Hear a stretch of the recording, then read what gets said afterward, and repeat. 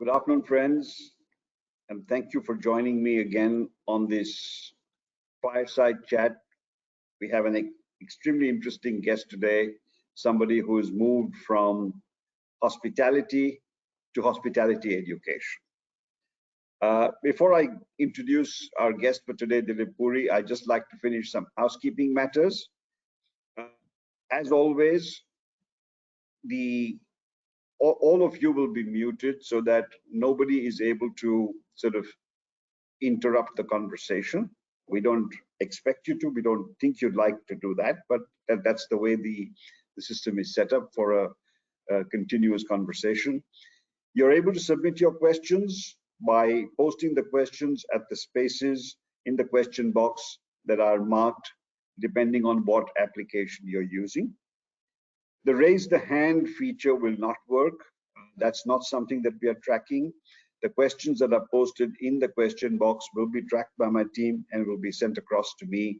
If you see me looking at my cell phone, it's only to look at the WhatsApp messages coming in with questions.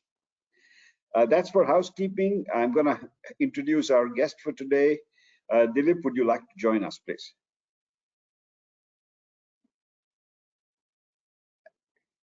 Welcome, Dilip. Good afternoon. Good afternoon, Vijay, and thank you for having me on this chat. Yeah, and you know, just for those of you who have sort of forgotten Dilip from the time that he was actually the head of Starwood in India for 6 years till the time he shut down Starwood in India, actually when it merged with Marriott. He didn't shut it down. But he's a hospitality person through his career, working in India, Australia, Africa. He's worked with operations. He's worked with private equity private equity backed hotel management company. And then, of course, his last position was at Starwood before he's moved into hospitality education. Hospitality and education fundamentally is something I'm very fond of. So, Dilip, that makes two of us. But you've been much more successful in implementing your dream here. Tell us a little bit about the Indian School of Hospitality. What is its genesis? What led you to do this? From a hotelier, private equity backed management, and then again into hospitality education. What led you there? Well, thank you once again, Vijay, for having me, and thank you to all the viewers, listeners on the show. Just delighted to be here. So, Vijay, it's an interesting chronology of events, I would say, and in hindsight, almost as if they were destined to happen in the timelines and the chronology. Everything is destined to happen. Well, yes, some might say so. Some people say you make your own destiny. So I'm not sure where I put myself there. But back in, I'm talking 10 years ago in 2011, I just started in my role in Starwood. And I came across an investment memorandum for selling a hospitality school. It was just sent to me by a friend asking me for any advice, guidance, review on what these guys were trying to do. And that was the first time I laid eyes on an education model, both from an academic perspective and from a business perspective. I got to see numbers, investment, capex, margins, returns, the regulatory framework, structures, all of those kind of things. And well, it was very intriguing to me at that point in time to even look at education from any other perspective, but going to school and college.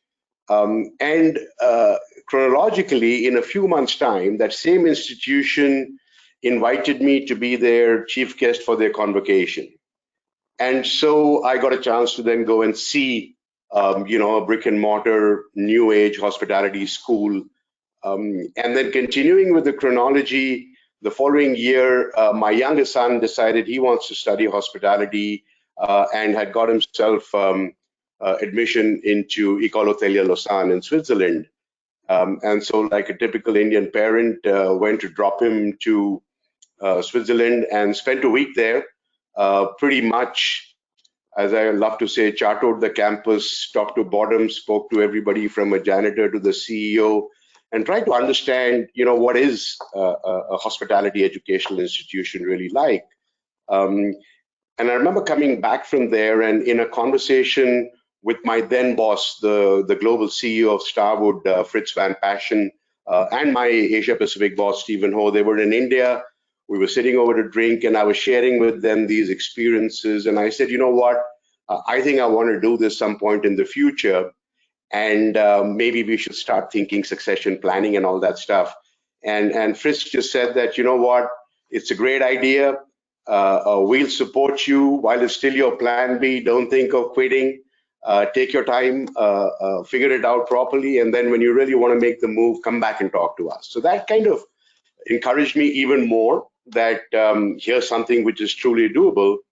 And I kept thinking about it very much in my role in Starwood, had no desire to move away. It was a great opportunity, great job. We were growing in India, all the good things were happening. But the Kira had already come into my mind. And I sat with my elder son one evening at home and just put out 20 different points and told him, make me a presentation with these 20 points in a PowerPoint, and let me kind of just share it with some friends, advisors, guides, investment bankers, all those kind of things. So we put a half-baked business plan there. And the first person I actually took it to was Pathu Keswani, chairman of Lemon Tree.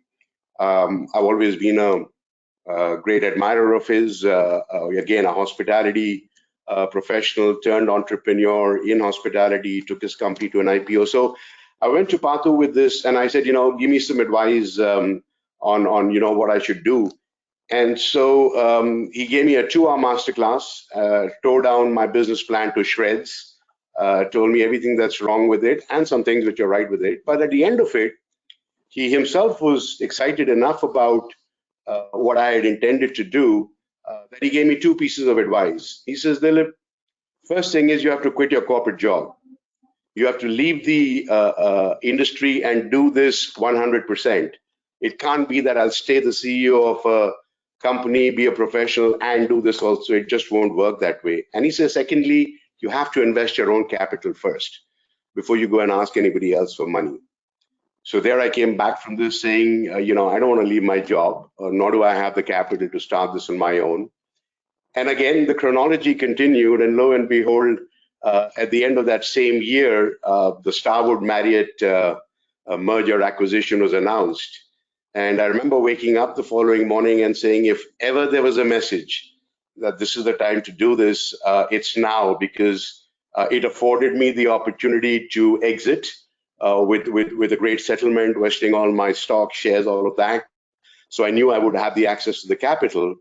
And it gave me that opportunity to say I can finally make that transition out of my professional career and turn into an entrepreneur. And so, that was a series of events which happened over 6 years. And that time allowed me to plan, prepare, look at and most importantly, Vijay, I'll tell you, it was removing the barriers in my own mind. I was always self-censoring myself, saying, I've been a professional my whole career. You waited for your salary at the end of every month. You began to earn better and better salary, and it was good money. So do I have the guts? Coming from a middle-class 4G family, all those things had been built into us, right? But I had the time, encouragement, support of so many people. And when the merger got announced, I said, well, if ever there is an opportunity, this is it. So that's when, ISH truly came, into becoming a reality. And in 2017, once the merger was concluded, I started developing ISH. We opened in 2018, and 4 years later, we'll be graduating our first batch of students next June. And so it's been a great journey so far. It has been an excellent journey for you, and congratulations for that. And I think it'll be a moment of pride for you when your first batch sort of graduates.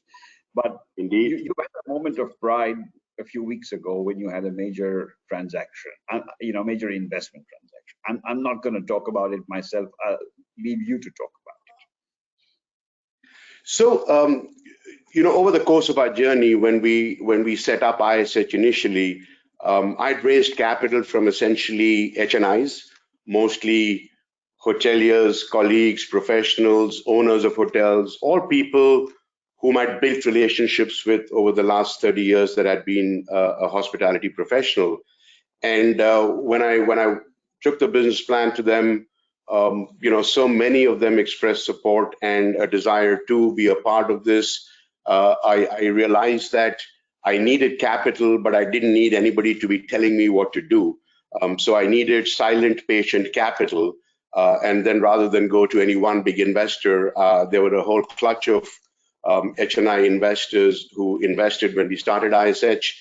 And the intent always was that over time, as we grow, as we get more and more successful, as we need to expand, there would be a need for more capital. So the idea was always to bring in a strategic partner and investor. In my own vision for setting up ISH back in 2017, I expected this event to happen in about 5 years.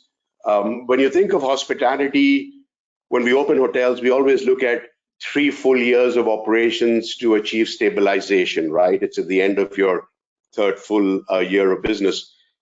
In education, it's going through one cycle of students, right? One graduating cycle, which is 4 years in our case, because our undergrad programs are 4 years. So in my mind, I'd expected that by year 5, I would be looking for the strategic partner. But again, you could put it to destiny or to opportunity or to necessity. But my engagement with Samay Education happened a couple of years ago at the end of 2019, much before the pandemic came in. And I was in Switzerland, and I just happened to meet the CEO, Benoît Domenger, and we exchanged pleasantries. He's a former hotelier too. He spent many years with Accor in Europe.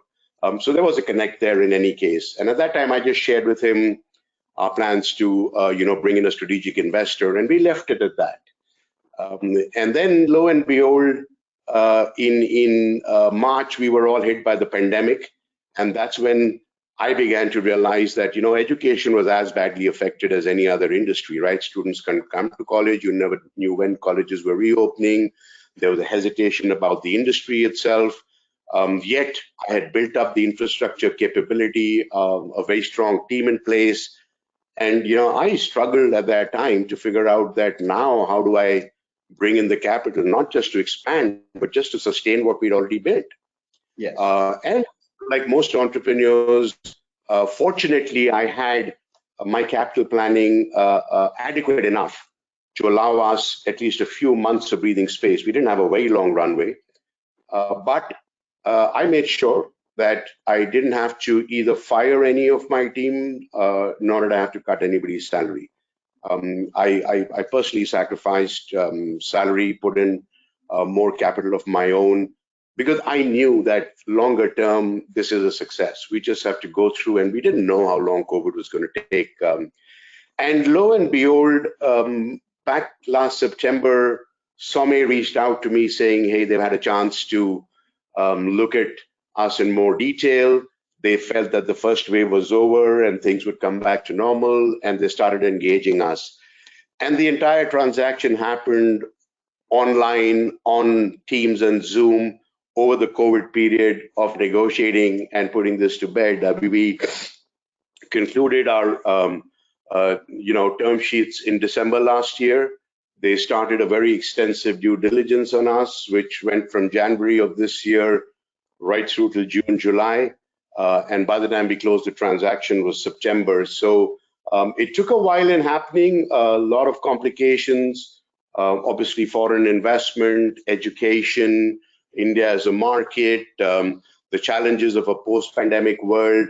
But I think Samay, they are a very large global education asset owner. And for them, India was always a market they wanted to be in. India was a very strong market for them because a significant number of Indian students went to their institutions in Europe to study. So La Roche, for example, has a very good reputation in India, very familiar with young students. So, and then about 2 years ago, they'd acquired École Ducasse, which is, Paris-based, again, a benchmark more or less for culinary education, for those people who know who Alain Ducasse is. the world's most celebrated Michelin star chef. I think he's had about 21 Michelin stars over his career.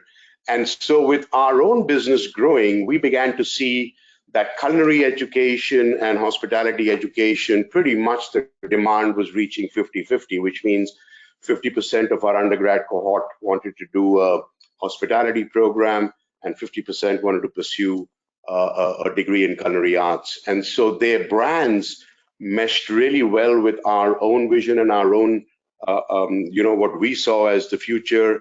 And so many things came together. I think there is a shared vision. There is definitely a shared philosophy. They like what we do. I was very impressed with, what I saw them doing. And we finally concluded, as I said, a few weeks ago.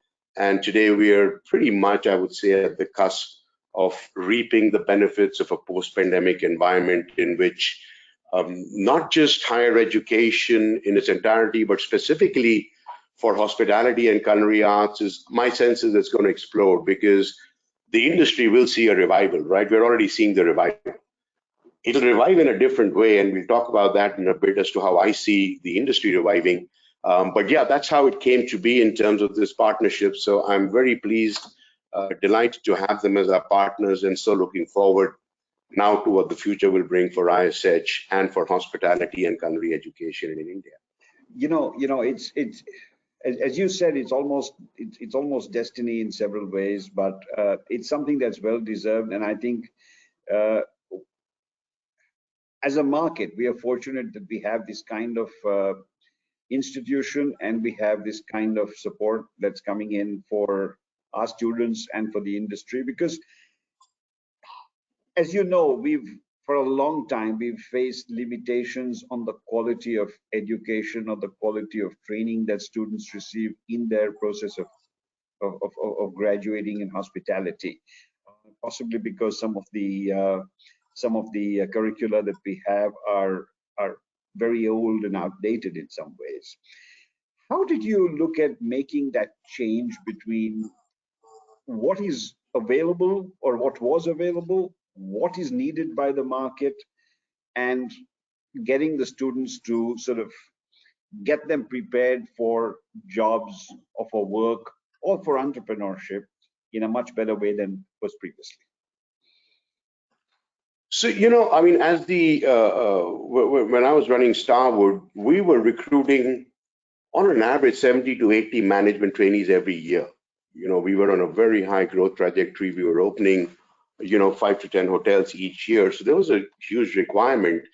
And in the initial years, we would go to the hotel schools and just wouldn't find the quality of talent we thought we needed. And so we began to expand our reach outside of traditional hotel schools. We went to regular colleges, to Delhi University, Mumbai, and began to pick up students from there saying, you know what, we're looking for students with the right attitudes. We can help them acquire the skills for hospitality by putting them through our management training programs.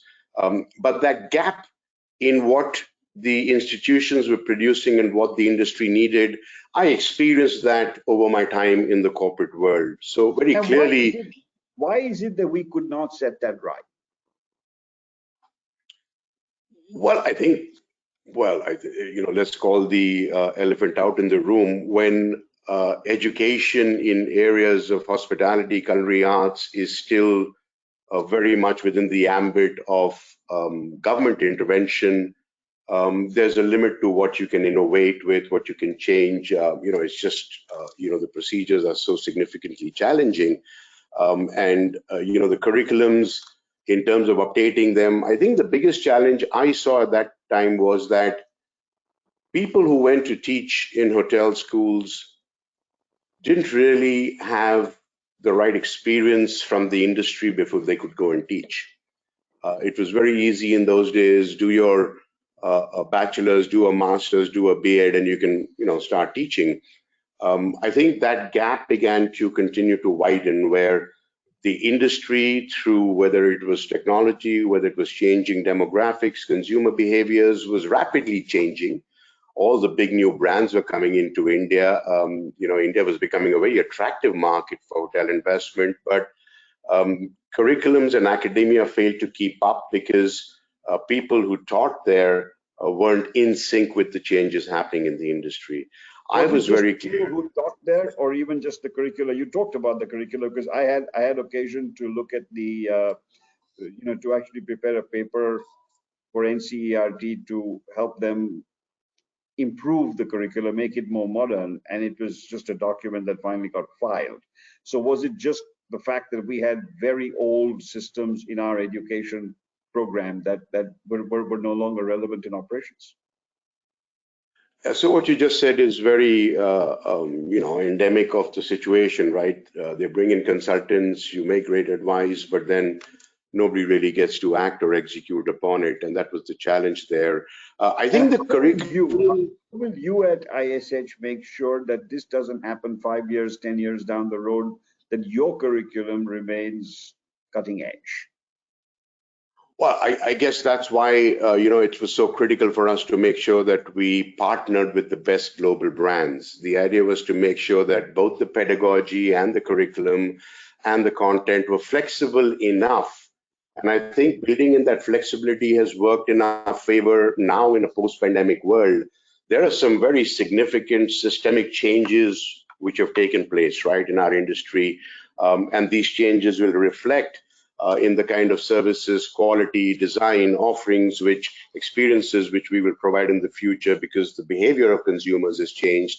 The demographic of consumers continuously changes. You have to build curriculums which afford that flexibility of constant updation and upgradation of the curriculum. And we have no restriction on that. Globally, that's how education works. And I think that was one of the most significant things we were able to do.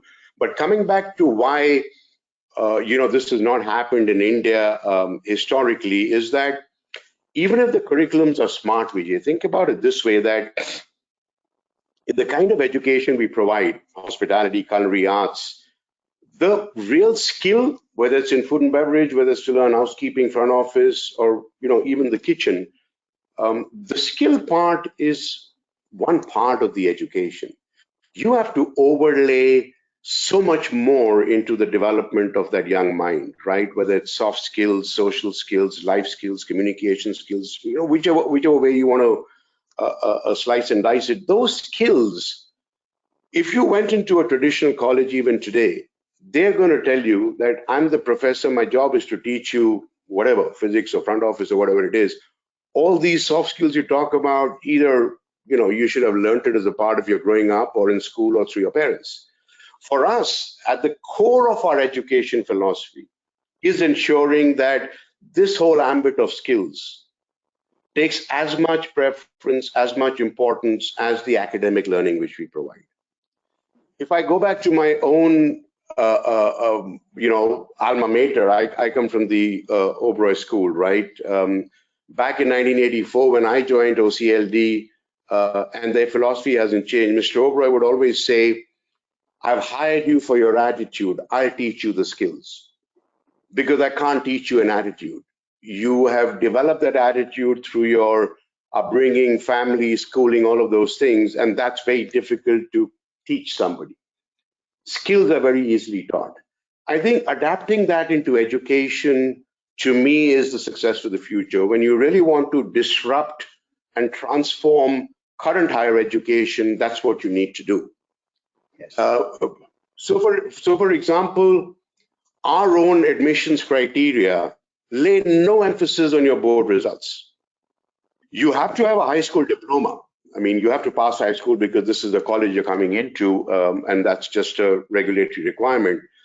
But whether you got 60% or 90%, it matters somewhat to have some sense of what your cognitive, skills are or academic orientation is.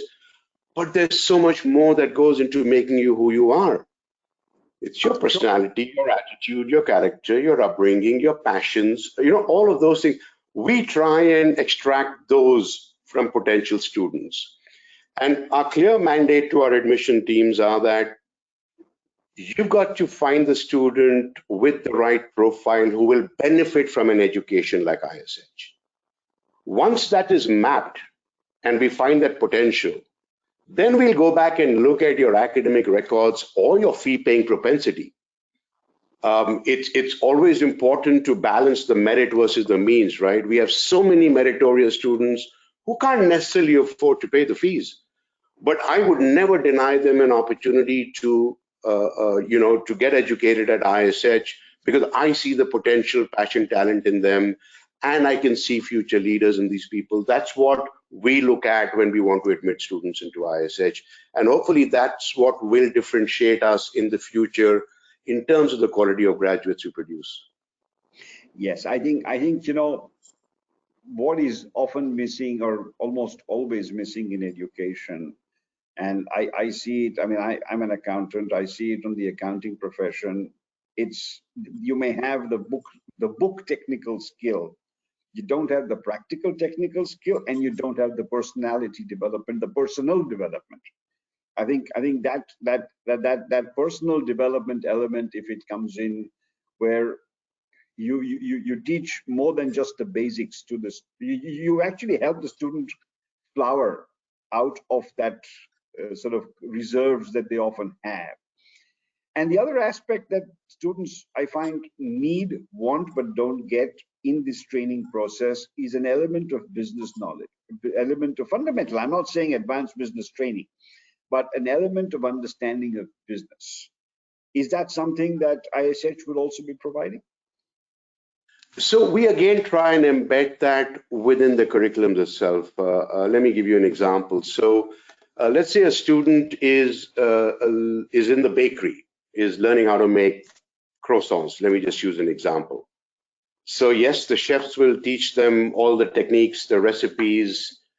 They get familiar with all the equipment, ovens. And by the way, we have equipment and technology in our campus. You've seen it, which is in many ways better than what some of the best hotels have, right? That was the investment we made to make sure we could deliver the quality. But coming back to the student, you've taught the student how to make a great croissant. Now the chef tells the student, now you've got to make 1,000 great croissants because you can't monetize one croissant. So can you make croissants in a way in which you can set up your own bakery? Oh, and by the way, to set up your own bakery, you need to know how to not just make the product, but how to package it, how to price it, how to market it, how to sell it. And so the same students, as a part of their practical learnings, are also studying in the learning center, which is your grab and go, which is your cafe where students gather and where we sell produce. So these same students have learned how to make the croissant and make many croissants. And then when they're out there learning, doing their practicals in the grab and go section, they're learning how to sell those products. In their marketing courses, they're learning how to package and price the products. So you've got to integrate everything, but keeping a common base that the product you're creating is food. Now, how do you bring in elements of marketing, of pricing, of investment, of returns? So all of that gets embedded, and that's why I say, the curriculums require so much of flexibility, so much of seamlessness. It can't be in the traditional way that first year you do basic, second year intermediate, and third year advanced. You're doing the same bloody thing all over again. Whereas the way it should be is by the time students are in their fourth year, they are doing business projects real time with companies, with us itself sometimes, but that's when they're developing that acumen. At the end of the day, Vijay, what I want is the graduate profile coming out of ISH. They must be equipped with the mindsets which give them an understanding of business, right? Yes. What they choose to do in the future, some of them will become entrepreneurs, some will go into the corporate world and become professionals, some will go into completely different spaces which they want to, but have we equipped them with those knowledge, competencies, mindsets, which will allow them to be successful in the future? And that cannot be just that I'm very good in F&B or I'm very good in the kitchen. That is not going to work in the kind of future I see in our industry. I think it's critical for people, not just for students, to have that mindset, and all the more so for students, because if you have that mindset, you have the breadth of thinking, you have the confidence, and also if you have the right approach, then the willingness to put the effort into succeeding. setting goals and all of that. So I think the mindset aspect is an extremely important aspect. And and may I just say on that, Vijay, that it's easy to say, we help build mindsets, but it's pretty complicated imbibing them in those people, right? You can't put them in a class and tell them that, hey, I want your mindset to be, sustainability or diversity has to be a mindset. You've got to allow them to experience it. So, for example, our campus is 100% plastic free. No single use plastic is used in ISH. For me, that is a better way of imbibing the mindset in the students. So after 4 years, it is in their minds, it's a part of their persona and thinking that single use plastic is bad. Yes. Similarly, when you look at diversity, our gender ratios in ISH are already 50-50. We have 50% female students, 50% male students. I don't have to put them in a classroom to teach them respect for equality and diversity. They are already working in an environment which is diverse and equal. We have students with learning disabilities. We have students with special needs. The idea is that as a part of the education, students must be experiencing this. Only then does it get adapted as a mindset. It simply can't be taught. And at that age, if it's done at that age, it really sinks deep. So I think that's extremely. It's only that age, Vijay. Any psychologist will tell you that between the ages of 18 to 25 is when the mind, the maturity is actually happening in a student. And 4 of those years, they are with us. So as educators, you have such a great responsibility, because in that maturing process of the student, you're helping build those mindsets, imbibing those mindsets, which hopefully will last them for a lifetime.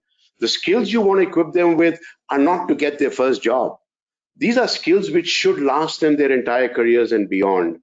And I think that's what traditional education needs to change and pivot towards in the future. Actually, you're giving them the ability to learn more, adapt more, and gain skills on the go when different jobs require different skills. That's what you need to give them, and I think that's what you're looking to do. Tell me, to the extent that the students go into hospitality, and I would assume that an element will not go into hospitality, and I'll come back to that separately. In the hospitality field, I mean, we've got hotels across different positionings, different kinds of service needs, different kinds of skill needs, aptitude needs, and all of that. Is there a way that you look to address that? People who need to go, let's say, into luxury, or you make some people more ready to work in luxury versus somewhere else? How do you manage that different need from the industry? Well, my own sense, Vijay, is that that's the question to be answered by the industry first. From an educator's perspective, when you teach the fundamentals of hospitality, right? Our entire first year, the first 2 semesters, are totally dedicated to hospitality practical subjects. As I said, front office, housekeeping, kitchen, F&B service, those kind of things, right? Within those are built-in elements. So for example, if you're teaching F&B service, you would be teaching them the service operations design, the philosophy for a quick service restaurant, for a fine dining restaurant, for a casual dining restaurant, for a 24-hour coffee shop. All those are embedded in the practical arts curriculum, right? Now, a select serve hotel, which would have a 24-hour single all-day diner, students are learning that as a part of it. They're also learning fine dining service, which in a luxury hotel, you would have these specialty dining restaurants. So they're learning that, right? If they're training in housekeeping, they are learning how to clean a room, and cleaning a room is not significantly different whether you're cleaning it in a 3-star hotel or a 5-star hotel. You need cleanliness and hygiene regardless of the level of luxury, right? If you're a branded property, that's almost consistent, right? So as academicians and as educators, we're teaching them the whole spectrum. It's about when the industry is putting themselves out there to attract these students, they're the ones who need to make sure that, you know what, whether you're, let me just take, okay, for argument's sake, Accor, whether you're working for an IBIS or whether you're working for a Fairmont or a Raffles, when I hire you, I've hired you into Accor. where all you'll go, how we'll map your career, how we will give you the exposure, how we will build up your skills and your experience across our brands. That's something for the industry to make sure that they put in the right framework for that. It is But not fair to ask that. do you take feedback from the industry as to what they would like you to do more or better or different? Oh, well, we take feedback from the industry for everything we do. I think in each semester, as we are not changing our curriculum, but as we are adding content, or we are bringing in some more modules, or we want to adopt a new case, we always consult with the industry first across everything. We have chefs who our culinary teams work with from the industry, housekeepers whom they work with, directors of rooms whom they work with. Everybody we would consult with before we put this in place. The L&D practitioner from the industry or the HR head of the industry will always echo what I'm saying, that yes, we want to hire young people into our company. We're not hiring them into a particular brand. We will acculturize them to our entire company's ethos. Then we will decide where we might place them. Now, the criteria they might decide may be based on, okay, this one's persona is more suited to this, so that one's communication skills are more suited to this, and they would decide that. But I think it's very unfair either on the industry or on education or on the student itself to say, hey, you're being trained to go and work in mid-scale hotels and you're being trained to go and work in luxury hotels. It should never work like that. You should be developed as an all-round expert. Yes, I agree. And I think that, and you know, you're seeing right now, at least what I'm seeing in the industry is I'm seeing a lot more movement of talent across segments of brands. Otherwise, you expected that somebody who's in a luxury brand will move into another luxury brand. I'm beginning to see more and more people who work with mid-scale brands moving into upscale brands, upscale people moving into luxury brands, luxury people in promoting them, going and working in mid-scale brands. Maybe you were an ex-com member of an upper upscale hotel and you're a general manager of a mid-scale hotel. Again, you're getting the general management exposure. I think the more we begin to see that happening, the more seamless will become, and this will not be an issue in the future, I would like to believe.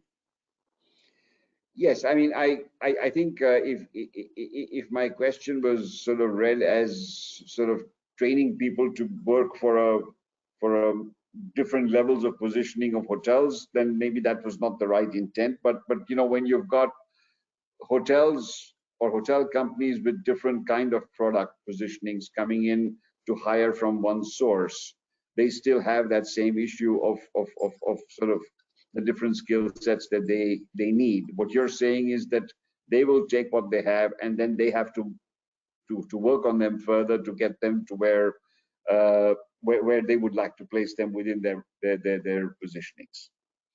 Oh, well, a classical management training program should incorporate this, Vijay. At the end of the day, most hotel school graduates, when they start in the industry, I mean, the companies put them through a management training program, right? I think the contours and structures of those programs need to incorporate adequate exposure to mid-scale hotels and luxury hotels as well. And that's how you'll build an all-around talent who in the future can manage across the spectrum of brands. Okay. There is the reality perception, whatever you call it, that the younger generations have shorter attention spans, and they need shorter, sharper messages rather than boring, long sessions. Do you subscribe to that? And if you do, how do you deal with that in your programs? My own sense is that our bigger challenge is that, you know, we're so used to stereotyping generations. And so it's easier for us to stereotype an older generation. You and me could be stereotypes, right, from where we come from. But we're making the same mistake by bucketing the younger demographics in the same way. Like you make the comment about young people have lower attention spans. Firstly, I think attention spans, whether you're an adult or a young person, aren't very different. Young people may find the ability to be able to process more information because of their access to information and technology, and they've been born and brought up with it. And so that allows them to make, so that sometimes get perceived by us, saying their attention span is very low. He may still be focused on what you and him are talking about, but he's also looking at something else. And we seem to think this happens to us because I see it real time in our classes, right? One of the worst things for a professor when you teach is when you think your students aren't paying attention. It seems that they're being disrespectful of you, right? And so you're mindful of that. When I interject and ask a student, they're able to exactly be in sync with what's being taught. He might have been looking at his phone or his laptop, right? So I don't think the attention span is the issue. I think it is, how are we able to, I wouldn't say control, I won't even say regulate, but how are we able to, channelize information to these young people in a way in which that information can be filtered, internalized by them, at their pace. You cannot expect these young people to say, I'm saying this, and you should be listening to me and responding to me. He might be in his mind thinking of a complete outlier way of responding to you. That doesn't mean that he's not paying attention to what you're saying. He just doesn't agree with you in terms of how you're putting it out there, and he wants to put his hand up and saying, I'm curious to know why you are explaining it in that way. I'm understanding it in this way, right? So, That's perfect. And that is the way in which education has to change in India, because for too long we've been teacher-centric. I'm the professor, I know, you the student, you don't know, you learn. Today there is no professor. Google is your professor. All the knowledge, the repository of information is with Google. Your professor does not need to theorize to you anymore. All those data points, knowledge is available to you on Google. The professor's role has morphed into what we call a facilitator's role. I have to facilitate your learning. The knowledge is there. How can I help you take that knowledge and convert it into a skill or into a competency or into a mindset? That is the role into which professors have to morph.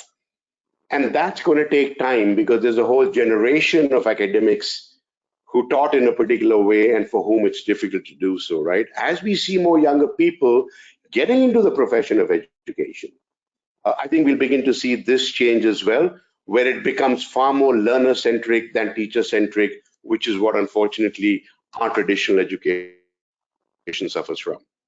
But is the profession of education attractive enough? I mean, today you see so many institutions, and I'm not talking about ISH necessarily, but so many institutions across subjects, across areas, where quality teachers are in short supply. Is that true for the hospitality sector, and how do you deal with that? I think it's true all across education in India, and my sense is it's a bit of a socio-cultural thing. I mean, we've never really paid respect to teachers. I remember in my young days, we were made to think that, oh, they couldn't get another job, so they began to teach in schools or in colleges. When you look at the Western world, how seamlessly people move between academia, consulting, industry, back to academia again. I mean, look at our own former RBI governor, right, now has gone back to teaching. And we'll then move on to maybe doing some consulting, then may come back into the corporate world, then maybe go. That ability for academics to move within industry, consulting, academia, that's the change that's required in India. The second biggest change, which clearly what I believe in, is that you've got to pay them market salaries. You simply cannot say that, oh, you're a teacher. I mean, teachers don't get paid enough. Today, for me, like for example, our deans at ISH, they would earn salaries commensurate with what equivalent people of experience in our industry were. So if somebody's worked for 20 years. Working in industry. Yes. Otherwise, why would he come to work for me? Sure. And how do I build the profile of the academician? I mean, we've got some very highly qualified PhDs who teach here. The reality is that their academic knowledge is critical to the success of ISH, critical to the learning of our students. Similarly, we've got industry practitioners with 20 plus years of experience who are also facilitators at ISH. Does that mean that the guy came from the industry at, let's say, a 50 lakh salary, I have to pay him that much, but because a PhD professor came at half the salary, I'm only going to pay her that much? It simply doesn't work. It's the role you play in the job you do that commands what premium you get on your remuneration. The other thing which we very clearly want to do with our academic teams is to make sure that they are able to access research projects, they're able to access grants, they're able to access consulting assignments, because a lot of great universities are able to do that, right? Now that gives the academic another opportunity to further augment their incomes. You have hired them to teach courses, modules, hours, so they're doing that. In addition to that, you say that, you know what, for any management development program which you bring in, for any executive education initiative which you're able to bring in, there will be a revenue share between you and the institution. Now, that's the way you start, rewarding them, incentivizing them, and that's the way we'll bring this academic fraternity closer to the industry fraternity in terms of both remuneration, the quality will improve, and therefore obviously the learnings and the pedagogy will improve as well. I couldn't agree with you more that, just as you looked at the importance of attitude among the student community or in the students you select, the importance of raising the profile, raising the comfort levels, raising the respect, if you like, for the teaching community is critical if we have to get long-term success. International exposure. And I think your students get international exposure within their 4 years, or at least they get international exposure in elements of the teaching they get. How important do you think is that for the overall development of a student? My own sense is that exposure is important for cultural orientation and assimilation. In terms of exposure from an experiential perspective, particularly when you look at hospitality, food and beverage, India's got some of the greatest hotels, greatest brands. We got a flourishing industry in culinary F&B. So I don't think there's anything more experientially to gain. But yes, when you live in a foreign country, when you adapt to different cultures, when you interact, engage with them, that's certainly a part of education which helps in building your character and what kind of a graduate profile we want. So my own sense is international exposure is important, more from acculturation, being global citizens, respecting, understanding global diversity of different cultures, whether it's in food, whether it's in habits, language, all of that. That's what international exposure does for you. I don't think international exposure is critical that you will get better experiences or learnings in working in a hotel, let's say in Europe than in India. That's my sense. Would it teach a student a little more process and discipline than they would learn from an Indian environment? Well, I think, in India, you take the big brands, there's a lot of discipline, there are a lot of processes. What they will learn is how to work with less. And I think going forward, that's going to become more critical because in a post-pandemic world, every hospitality business will be operating with less, right? They've just reimagined their cost structures, their manpower, all of that. They've rationalized it. And I think while some of the fat will come back, but I think certain things will get institutionalized. Now, if I use the example of a hotel which pre-pandemic, let's just think of a 500-room hotel in the upper upscale luxury space, was typically operating with about 800 staff, right? A 500-room hotel. In a post-pandemic environment, that same hotel operating at peak occupancy, and many of them are returning to those peak levels of occupancy. They're nowhere near the rates, but they're getting there in occupancy. How are they coping up? Because now they've cut their staff by almost 50% or 40%. So those 800 people have become 400 people. You're still running at an average 70% occupancy for a month. Essentially, what you're saying is that one person has to do the job of two people. You're seeing a right. Now, for that, processes need to change. Technology enablement needs to happen. productivity enhancements need to happen, right? Multi-skilling, multitasking needs to happen. So there's a huge amount of upskilling, acquiring of new skills, which are going to be required in this environment, right? Yeah. Now that kind of exposure, since the West has always had it. I mean, I remember when I was general manager of a hotel in Australia, it was a 300-room hotel. I was working with 100 full-time staff. That same 300-room hotel in India in those days would have 600 staff.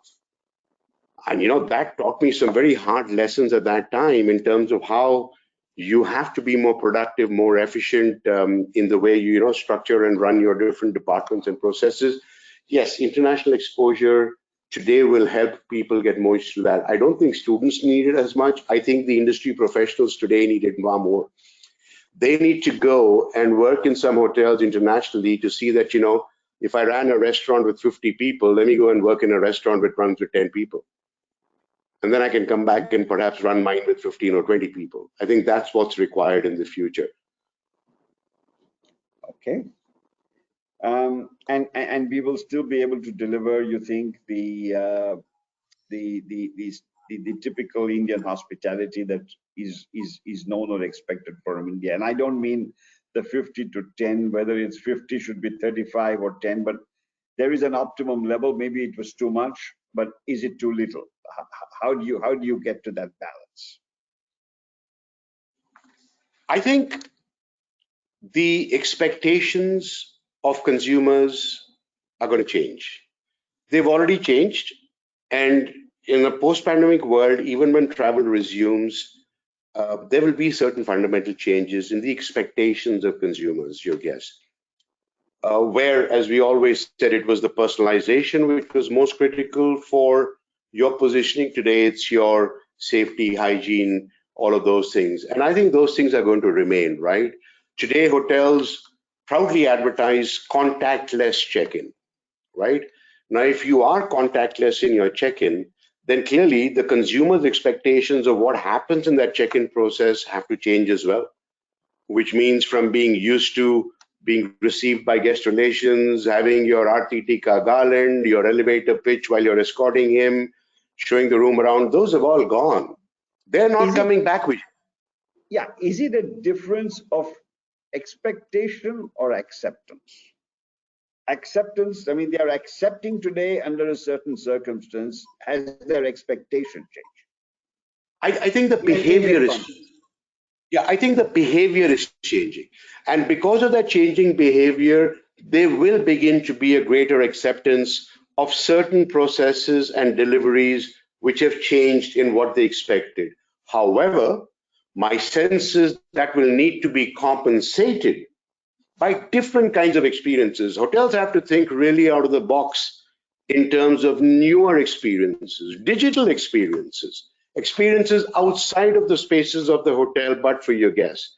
So I think, that disruption in terms of what kind of newer experiences consumers will begin to demand, hotels which can figure that out are the ones which are going to be successful in driving more customer loyalty in the future. But the behavior will change, so certain acceptability will come in of things which you took for granted before. I don't think there is any corporate business traveler today who would want all the fuss and formality we used to do in welcoming them to our hotels 2 years ago. They simply don't want it anymore. That's a behavioral change which has occurred, right? They are now in fact going to go into a hotel and look and see that what have these guys enabled through technology that's making my experience better in this hotel? And that's what the solution hotels need to find. And, unfortunately, we, in a pre-pandemic era, we were fairly laggard in our adaptation of technology, right? Hotels weren't necessarily known to be at the vanguard of any technological advances. We adapted some of them. My sense is that's going to undergo a big shift too. I think the adaptation of technology. No doubt. I think the adaptation of technology, but the evolution of expectation of service delivery will happen. To what extent, and to what extent will you sacrifice elements of high quality service or high quality client or guest treatment versus clinical guest treatment. I think that balance will have to be found. I think It's critical. I think what's happening in my sense, Vijay, and I'm experiencing this myself. I'm a traveler too, or I go out to a restaurant or to a hotel. This period we're going through now, which is kind of, let's say, at the end game of the pandemic, where there are still restrictions, there are still concerns, yet we are beginning to go out. I think this is that honeymoon period of experimenting with these changing consumer behaviors, right? Yes. When we were out yesterday at a lunch in a hotel, in a buffet, and you did begin to observe a few subtle changes which have been made in terms of, Indians again had got used to saying, even if I go for a buffet, you will serve me on my table, right? That was something we only as hoteliers encouraged, and I don't know why we did it, but we almost got consumers hooked onto that, saying, so what if it's a buffet? I want that, bring it to my table. You're beginning to see all those things going back to what they were before. In terms of a buffet, means the idea is you go pick up your food and come back, and you don't need to necessarily have people hovering around you or constantly replenishing your food. For that, you've got to go to a different kind of restaurant. I think those things are being experienced today, and these experiences are hopefully allowing hotels to settle into those processes which will meet the expectations of future consumers. Okay, I think it's a moving line, and maybe just maybe a few months down the road we'll see where the changes happen. Undoubtedly, some change, some substantial degree of change has to happen. The extent of it is something that will still, I think that we've not heard the last word on it. We're sort of getting close to time, but I wanted to ask you, between when you joined hospitality, and I don't know what attracted you to hospitality, maybe you want to tell us that, but between that time and today, what are the differences in again, essential attitudes for success that you would look at? So the first part of the question, I mean, I was an accidental hotelier, Vijay. I had no aspirations to join the hospitality industry. I'm not from a hotel school. I studied for a degree in economics in my undergraduate level. It was more a challenge put on me that would I even be able to get into the Oberoi school in those days. So it was really, I took it up as a challenge to say, yep, I can crack that. And once I did get in, my dad, being a typical Fauji, said, "Ab naukri mil gayi hai, you have to join." So that kind of put paid to any other ideas I had. But I have to say, as soon as I joined the industry, I fell in love with it. I mean, it was like, day one at the Oberoi School, and I knew this was the space which, was my sweet spot. So that was my journey into, hospitality. I think from the time we started to now, monumental changes, most significant changes, again, as you use the word, the generational changes, where we were brought up where loyalty meant something, job security meant something, spending many years with the company, an organization meant something. Those are not in the lexicon of these young people. When you ask them that, you have to be loyal to your organization, the response is going to be that the organization has to be loyal to me too, right? You can't just expect it to be one-sided. And you have to adapt to those. The biggest challenge facing the industry today, and today, by today, I mean right now in this phase of the post-pandemic, is that, as I said, they've optimized their manpower. They've shrunk their fixed costs, right? They've got a much better cost structure. Their occupancies have come back. They can't hire more people. They want to hire more people. The people they fired don't want to come back to the hotel industry. We're in a total conundrum and a catch-22 situation. What's the immediate interim solution? All these hotel schools, let's get their interns and they can replace full-time jobs. So yes, the interns go and they're doing full-time jobs, which sometimes means working 12 hours a day. Do you think the industry is making itself attractive to these students once they graduate to want to go back? It's simply not. So on the one hand, you've got a situation where the talent we had to fire is not willing to come back to our industry, and they found greener pastures in other sectors.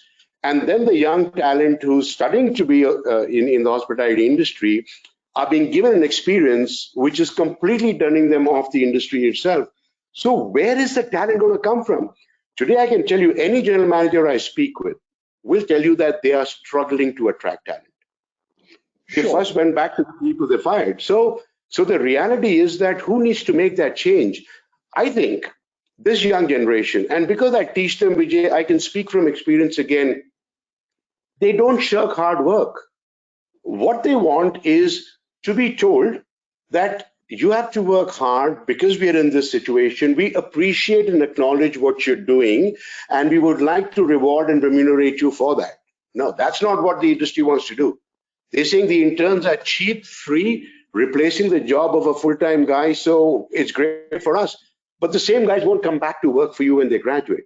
Whereas, if you explain to them that this is the scenario the industry is in, we are in our recovery phase, we'll make sure you guys get the experiences and the learnings which you need as interns, but you have to work hard, but we will acknowledge you, appreciate you, remunerate you. I think if industry can come together and do that, my own sense is that that is the recipe for the future. Otherwise, in a very short period of time, Vijay, in the next 2 to 3 years, our industry is going to be staring at a massive talent crunch, massive talent crunch. And it's something we have to address today. Yeah, I think that talent crunch issue is there across levels of people in the industry as well. Yes. The management level persons as well. How do you keep them from going away? And something like ISH, place like ISH, you are training people who, I would say, what percentage of your students, let me ask you, what percentage of your students do you think will remain in hospitality and how many will go away? I hope at least 25% stay in hospitality. Ooh, that's that low? I hope at least 25%. I can't tell you the extent of the problem. And by the way, I'm not speaking just for ISH. You talk to any of the IHMs also. Yes. Their students are simply not wanting to join the hospitality industry. They're going into retail, they're going into aviation, into real estate, into e-commerce, they're going into every other sector. Thought that because of the kind of exposure and affinity that ISH might build for hospitality students with the industry, there might be a larger percentage, but you're saying it's still at best 25% or thereabouts. So it is my intent to try and increase that, Vijay. I'm doing this for the industry. This institution was set up by the industry for the industry. So for me, I'm just being realistic when I say today is 25%. It is my intent to increase that, but the industry needs to come to the party. Only together can we do it, not just the institution by itself. I'm not expecting that. I'm just saying that that's a reality that we need to take on board, and that's something that we have to work with. Dilip, we are pretty much out of time. One last quick short answer, a question and answer. What is your short message to students and those who are working in the industry today? Both. Well, the short answer to both is to students, we want to help you be the best version of yourselves. To any professional out there working our industry, any other industry, continue to try and become the best version of yourselves. If you're able to do that, you will always be self-motivated. When students join us and we tell them that this is my vision to make you the best version of yourselves, right through their education, each year we ask them the same question, are you a better version of yourself? And that continued evolution comes through learning, through experience. So that is my mantra, whether it's for a young student or whether it's a working professional. Just always try and become the best version of yourself. Thank you so much, Dilip. We'll probably get together for a chat again sometime because there's lots more to talk about, but we're out of time. Thank you for your time. I hope you enjoyed it. I hope everybody else listening on this chat enjoyed it. And we will soon be coming out with our announcement for the next chat, which is going to be with a shorter gap than normal because we are hitting Christmas time. So it's going to be on the 9th of December with Raj Menon of Marriott. But we'll come with a formal announcement. Thank you, Dilip, again for your time. Thank you, Vijay. Thank you, everyone, for listening. Bye-bye.